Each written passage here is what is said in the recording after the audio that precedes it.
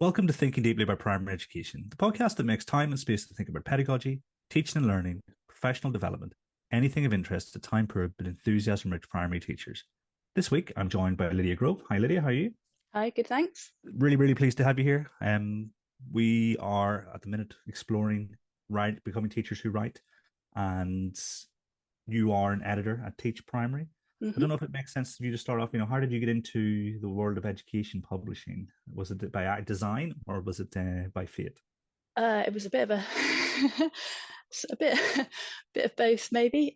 Yes, so I actually come from a science background, and but I always loved reading and books, and started off in science, and then moved into academic publishing, and then as I trained as an editor, proofreader, and then moved into school books from there and school publishing. So I've worked with schools and children's publishing for about just nearly 20 years now, which is a bit scary. But yeah, so in all sorts of fields. Why is it important for teachers to write about their craft? I think it's to do mostly with what is important day to day for teachers, that cold face thing, what is happening in the classroom in the light of what has happened in the wider society recently, what's happened in the news, what is affecting children, and what is working for you with your class, and what could you share that makes life easier for other teachers and helps them to be better teachers as well. I think you're absolutely right. Life in the classroom moves quickly, and the experience of teachers now and in the past is you almost get to a point where they're not really comparable anymore. So I'm very keen to hear from teachers. Yeah, and I think obviously everyone has, like, there are ranges of invaluable resources and teaching resources printed as books, but that is, as you say, time moves on, and you want that sort of immediacy as well of how can you use resources today, and how will children engage with those today as well, and what will help you to do that. Crazy when you think about it, because I think if, say, you left teaching or left the classroom just even 2 years ago, 3 years ago, you wouldn't have experienced the early career framework and coaching people through that and stuff. And so then your point of reference becomes and even different. Just the terminology, like even if teachers even doing the same things, but it's called different things and approached in different ways, and it's the constant change and curriculum changes and so forth. Although it's been a while, hasn't it? We must be due. don't say that. Don't, because you know what's around the corner. Language is really important because there's been a deliberate effort to codify, like you said, things that we've been doing for a while, but here's the language that all new teachers can use to describe what it is they're doing. So I think you're absolutely spot on. What type of articles do your magazines look for? So our main thing that we look for in anything we publish is that it's interesting and useful. So it's going to be of use to teachers in the classroom, wider educational professionals, but that it's practical, and each article someone's going to come away with something that they can think about and use or debate about. Some, obviously we have opinion pieces as well, but we want something that's going to engage people, and they're going to think about, actually, is that an interesting way of looking at it, or an interesting way of thinking about a problem. And then ultimately most of our content, we want it to be useful in the classroom, to help people teach at the end of the day. In the past, I've been asked to do helpful pieces, and they've been turned into opinion pieces because I couldn't. They're not helpful enough. But so and just to cover what we do publish. So we have quite structured items like lesson plans, medium-term plans, and then we have sort of activity ideas, and so a range of features, so more loosely structured features, and as you say, and the sort of broader opinion pieces without perhaps the nitty-gritty that the more detailed items have. Nice. And I mean, if people want to look for examples, most of you can find online, is that right? Teachwire.com. So I'm guessing you'll have in the information for this the website and other contact details for us as well. But everything's online at teachwire.com. Nice. Yeah, 'cause sometimes I'll go back and have a look. It's a I great recently resource. did a lesson plan, and I was looking at I think some examples of how other people have approached that in the past. Because Yeah, and all of our back catalogue on Teachwire is free to download, and you can download PDFs of lesson plans, worksheets, medium-term plans, Waggles as well. What a good one looks like. So lots of those which are popular. So loads of stuff on there. yeah, so there's lots that teachers can write about, and so it's essentially, what am I doing right now? Will this be helpful for other people? Here's some examples of how other people have explained their thinking. I think, Yeah. yeah, planning in particular, really, really interesting, because not everybody plans the same, and so it's really helpful. How do teachers get a foot on the ladder? Should they wait to be approached, or can they be proactive? Oh, definitely be proactive. You can contact me on Twitter or by email, and I won't say the the addresses because I'll get them wrong and everyone will send them. If you contact me on Twitter, by email, or just you can also tweet Teach Primary as well. We've got a separate account on there as well. I'm always looking for new ideas. And I think one thing I've noticed is that people aren't always confident in their own expertise. And so, I've noticed that with a few recent contributors actually, where, they're really good at what they do, but they've never have thought of sharing their expertise in such a formal way. So if you are teaching and you have a good idea, and there's something that you just think, oh, I've used this really successfully, the kids loved it, or the kids learned a lot, then yes, drop us a line, and that's definitely the way to do it, rather than us approaching. We will approach you, I will approach people, but definitely be proactive as well. Nice. I'll make sure all the relevant Twitter accounts are tagged into the episode announcement Saturday. I mean, last week, Lisa Grace Wilson said, email up to 5 times if you have to, because definitely, it's very hectic as well. So if I don't get back to you the next day, it's nothing personal. We've got a very busy schedule, and it might be also that what we often do is we'll see something interesting and log it for a future issue, and maybe get back to you in a month or 3, and say, actually now we've looked at this again, and this could be really useful for. We have a limited number of pages in the print magazine, so it's a bit of a fight for what we put in there. But we've always got one eye on possible content for the future. Nice. I mean, that's not something teachers are good at, is pushing themselves forward. No. It's not our like the necessary skills for being a teacher. It's almost like your default is a bit more relaxed and. Yeah. And I think I suspect, I don't know, but I suspect also you get sort of in the classroom is a separate thing almost to your external persona. I think I know a lot of people who are teachers have that kind of switch of okay, this is my teacher persona and this is my mum persona, and they just very different views and very different opinions of yourself, I think, in a way. So definitely break your expertise out of the classroom.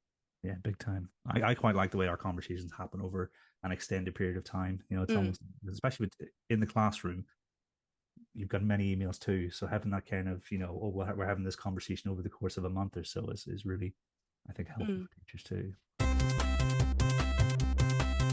Are there any common pitfalls that new authors fall into? And if so, how can they avoid them?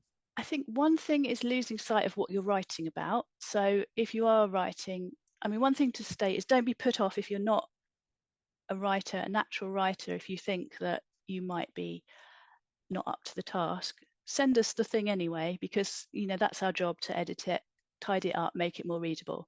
So don't be put off by that. But when you are writing, I would say one thing that people sometimes lose sight of is the very core of what they're writing about. So it's actually quite useful. So we give everybody a word count because we have obviously a certain amount of space.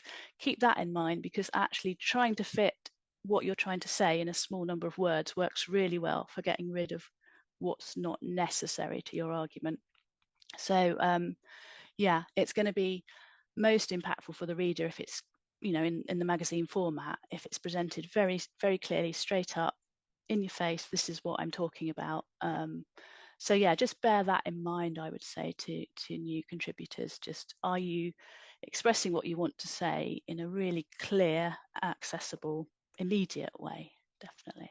Yeah, I think the word count's really helpful because Mm. I will typically maybe write double Mm. and then ask myself, right, okay, Okay. what Yeah. is not necessary here? And it's tough to cut stuff that you think, oh yeah, this Mm. sounds really good. Yeah, particularly if you've spent time formulating those thoughts. And yeah, and we find that, I mean, we will get a lot of things in over the word count, and you really, it is, because like I had an article I was editing yesterday, and it was all so good, but it was 250 words more than I could fit in the magazine, and it was a bit painful to cut those words because they were good words, but they just weren't going to fit on 2 pages. Yeah, it's a struggle. Yeah, I think it's really beneficial for teachers because we've almost been having this really long conversation on the podcast about what good writing is and Mm, what we should be promoting to our children, and doing it for yourself. You can get into the mind of, what is it for these children to be really effective writers. To think with thinking deeply about primary mathematics, I might have been 20,000 words over the limit. But more recently, after having this conversation, I've been going through that process of, okay, mm, let's make this really lean. So I think it can be really helpful in the classroom as mm. well as. Yeah, just really, yeah, just helping you to focus on that really, the very most important thing of what you want to say at the end of the day. Yeah.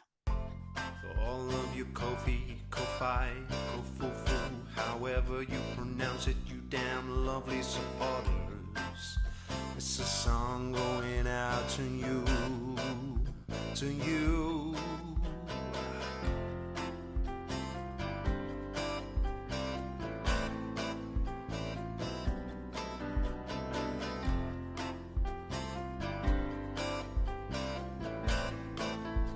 Okay, here we go. Nikki Anna P. Septi, Stephanie Taylor, Mrs. B. Esatea, Adam, Katie, Liv Dempsey, Becca, Jenford, Susie Brown, andCio, Netchio, Rachel, I am Al, Jessica, Tom Oakley, Tom Brassington, Jessica, Tom Oakley, Tom Brassington, LJ, and last but not least, my lovely little Amy Bill. So they help us pay the bills. So a massive thank you out to Dappy family. Coffee supporters help us keeping it ad-free. There's far more content coming just round the bend. Thank you all for helping our very special friends. Very special friends. I mean, I'm assuming your editorial team will meet and plan out what the next edition, the edition after that's going to be. What Yes. sort of themes do they have? So if people are thinking about the kind of things they should be writing about. Yeah. So we have each issue. We have our core items in every issue. So we'll have lesson plans and that can be on anything, opinion pieces that can be on anything, and then each issue has a different sort of special edition as well. So we've just sent our music edition to press, so that's out later this week.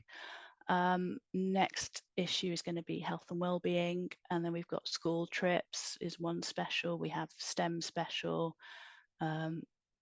humanities. Yeah, so we're always looking ahead for what will fit into those special editions or the particular themes. So, if we've got Earth Day coming up, Shakespeare Month, we want to try and get people to get that content ahead of, obviously ahead of those months as well, those events as well.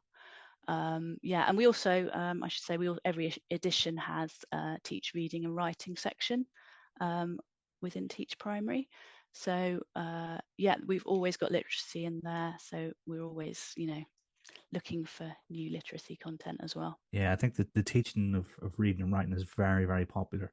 Certainly, when you look at the episodes that we do, that you get quite a big response to that. So it must be something that's on people's minds all the time. Could then people look at I don't know, the school calendar and those days and those months and those weeks that come up and think, actually, there might be something 3 months down the line here that I could propose and stuff Yeah, like that. yeah. 6 months, even a year ahead of time. I'm happy to for people to get. Yeah, but certainly. Yeah,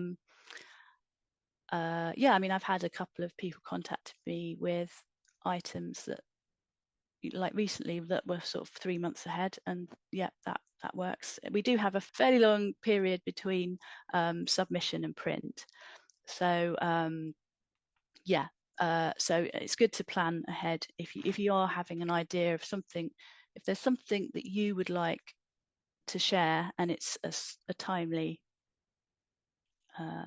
subject topic, then yeah, send it well ahead, or send the idea well ahead, and we'll see if we can fit it in. I will quite often forget that I've submitted something, and then Yeah, you'll know it takes a while sometimes, doesn't it?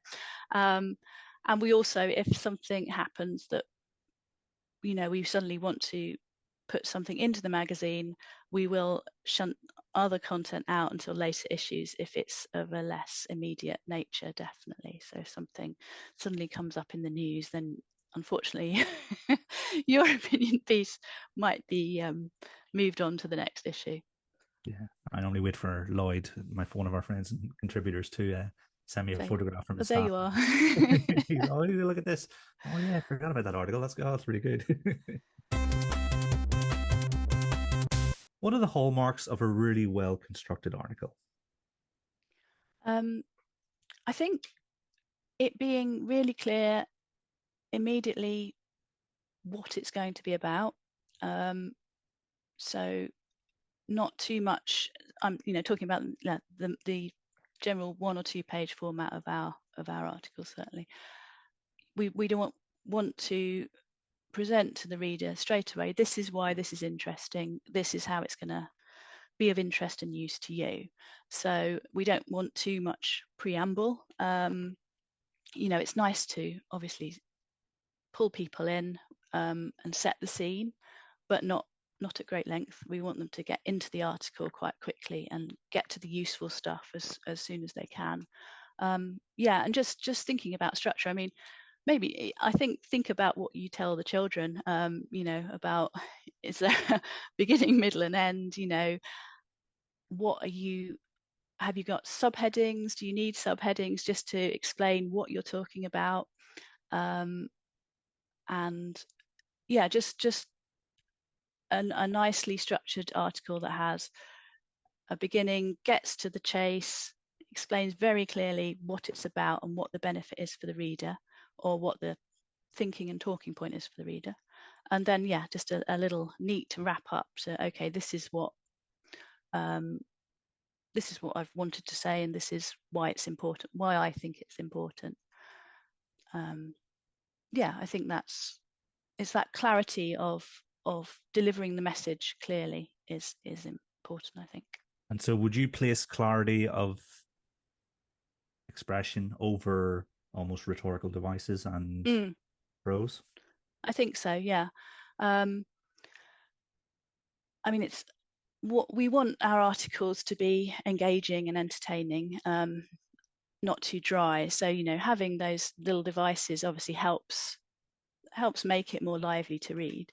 But yes, I think if you get too carried away in the actual writing, you can lose the message, and then the reader can drift off as well and just think, well, why this is lovely, but why am I reading this?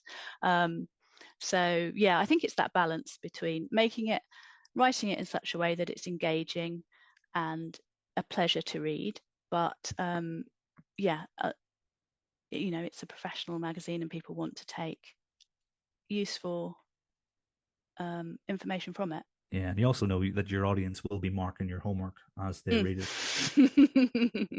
It'll be tough time. Yeah. So, but as I say again, I mean, don't feel that you have to send us a publishable article.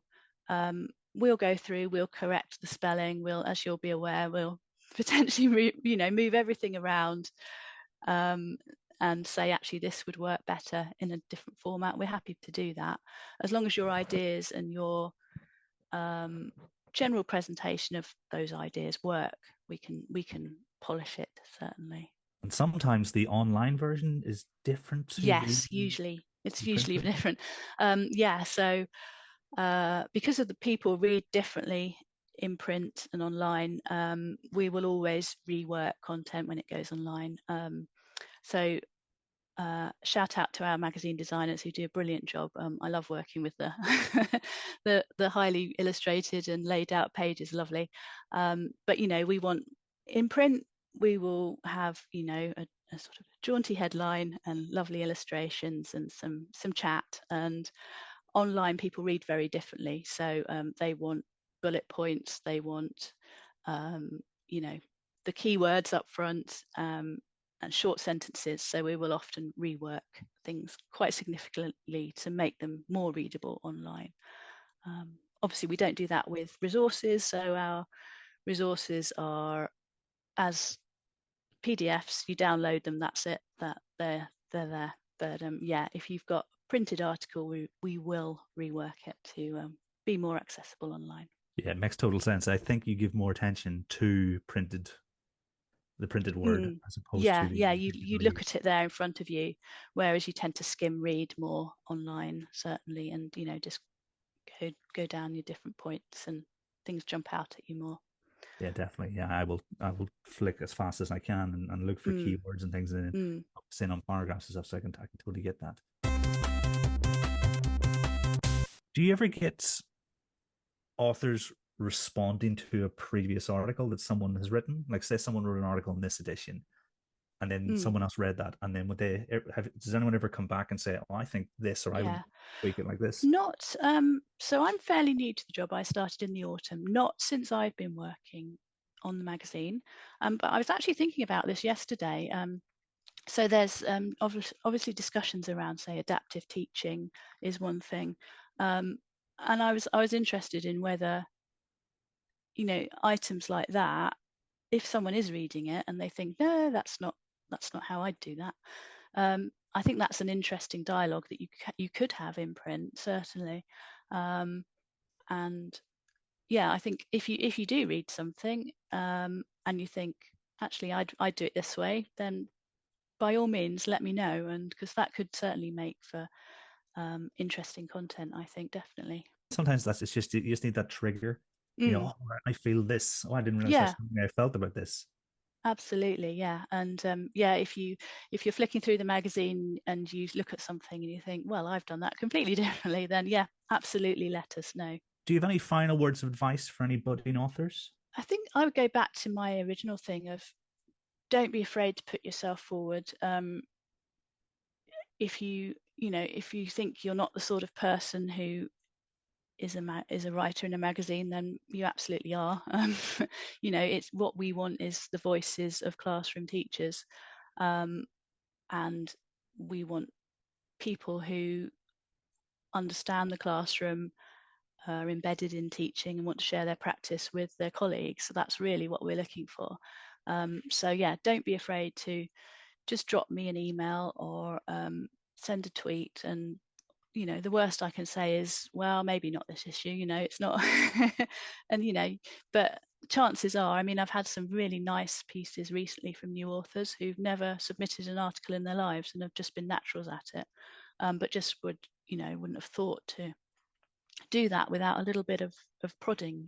So have the confidence to do it would be my advice. I think that's wonderful advice. That's certainly my target audience. It's those teachers who can but don't believe in themselves. It's very much, when I met with Kate Jones, we're talking about empowering women in education. Yeah.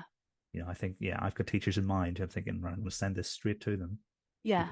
Yeah. Believe in themselves. And absolutely, we talk about it all the time in children's books representation, but if you're you might not see yourself represented in print, you might think, oh, I'm not in the white man kind of, I need to be a white male to contribute to this. It's such that representation is still lacking across media, isn't it? And I think, if you don't think you fit into what might be expected of an author, we absolutely are looking for you to contribute. We're looking for everyone who's